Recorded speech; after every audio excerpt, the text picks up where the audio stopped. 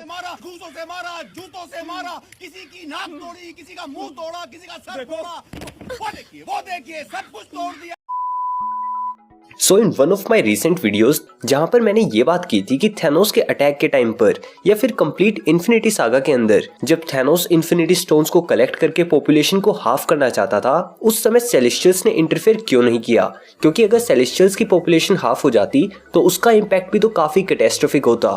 तो उस वीडियो के अंदर मेरे पास एक सवाल आया था फिक्शनल एनालिटिक्स यूट्यूब का कि सेलेस्टियल्स ने सुप्रीम स्ट्रेंज के अटैक के टाइम पर जब उसने लगभग यूनिवर्स को डिस्ट्रॉय कर दिया था, उस समय इंटरफेयर क्यों नहीं किया? तो यार मेरे को ये वाला सवाल इस वजह से इंटरेस्टिंग लगा क्योंकि जैसा कि मैंने थैनोस वाली वीडियो के अंदर तो आंसर दे दिया था, लेकिन कंप्लीट यूनिवर्स के डिस्ट्रक्शन के अंदर वो बात सेलेस्टियल्स को भी इन्वॉल्व करती है, यानी कि उनका एग्जिस्टेंस भी खत्म हो जाएगा अगर यूनिवर्स डिस्ट्रॉय हुआ तो आखिर उन्होंने इंटरफेयर क्यों नहीं किया? और अगर करते तो क्या वो सुप्रीम स्ट्रेंज से जीत पाते?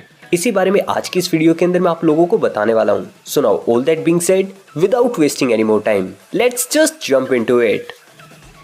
तो सुप्रीम स्ट्रेंज हमें देखने को मिला था व्हाट इफ के एपिसोड नंबर 4 के अंदर, जहां पर क्रिस्टीन पामर को खोने के बाद डॉक्टर स्ट्रेंज कंटिन्यूअस एफर्ट्स करता है उसको वापस लाने के लिए, और टाइम स्टोन की मदद से वो ऐसा कई बार करने की कोशिश करता है, लेकिन किसी भी टाइमलाइन के अंदर वो क्रिस्टीन पामर को नहीं बचा पाता। इसी वजह से वो अपनी पावर्स की पीक के ऊपर पहुंचने के लिए अलग अलग डायमेंशन से डिफरेंट मॉन्स्टर्स की पावर्स को एब्जॉर्ब करता है और अपनी पीक एबिलिटीज के ऊपर पहुंच जाता है, जिस वजह से वो क्रिस्टीन पामर की डेथ को भी अवॉइड कर देता है। और क्रिस्टीन पामर की डेथ एक एब्सोल्यूट पॉइंट है जिसे चेंज नहीं किया जा सकता, और अगर चेंज किया जाएगा तो उसकी वजह से वो यूनिवर्स डिस्ट्रॉय हो जाएगा।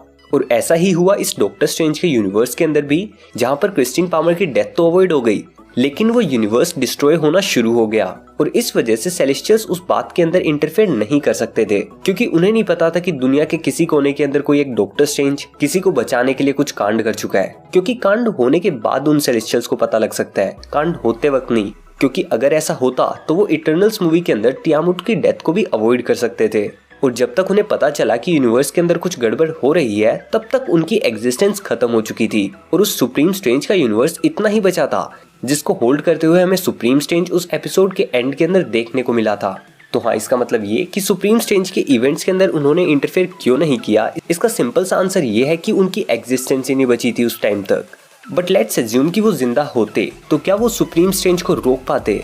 तो आई थिंक वो मोस्ट ऑफ द सेलेस्टियल्स से ज्यादा पावरफुल तो है, बट फिर भी अगर ऐसे कुछ सेलेस्टियल्स हैं जो कि उसकी पावर को भी ट्रांसेंड कर सकें, which would be very exceptional celestials, उनके अलावा मोस्ट ऑफ द सेलेस्टियल्स को सुप्रीम स्ट्रेंज आसानी से हरा सकता है, बिकॉज उसने अल्ट्रॉन के एक कंप्लीट यूनिवर्स को डिस्ट्रॉय करने वाले अटैक को एक मीठी गोली की तरह खा लिया था।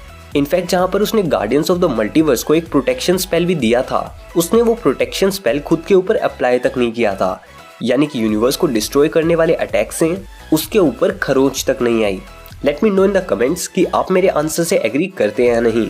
And if you enjoyed watching this video, so be sure to like it and subscribe to my channel.